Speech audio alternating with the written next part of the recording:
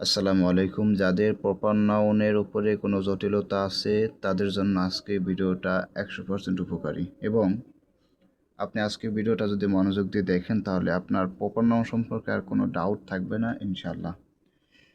দেখেন, capital letter সূচিত একটি নির্দিষ্ট ব্যক্তি, বস্তু, স্থান ইত্যাদি নিজস্ব নামকে প্রপার নাউন বলে। ক্যাপিটাল লেটার মানে বড় হাতের অক্ষর, অর্থাৎ এমন একটা বাক্য, এমন একটা শব্দ যেটা শুরুতে বড় হাতের একটা অক্ষর আছে। এরকম একটা অক্ষর যুক্ত কোনো বাক্য, শব্দ, এটা যদি কোনো নির্দিষ্ট ব্যক্তি, বস্তু বা স্থান ইত্যাদি বোঝায় তাহলে সেটা প্রপার নাউন হবে। যেমন বাংলাদেশ, দেখেন বাংলাদেশের যে শুরুতে বি আছে সেই বিটা হচ্ছে বড় হাতের অক্ষর, ক্যাপিটাল লেটার।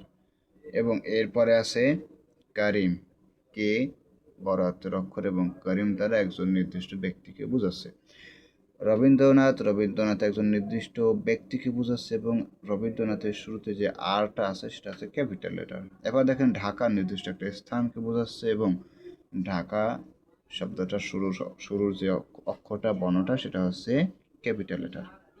এবার দেখেন Padma, Rome, Africa, New York, প্রতিটা প্রপার নাউনের শুরুর যে অর্থটা থাকবে সেটা হবে ক্যাপিটাল লেটার এবং যে শব্দটা দ্বারা নির্দিষ্ট ব্যক্তি বা বস্তু বোঝায় বা স্থান বোঝায় তাকে প্রপার নাউন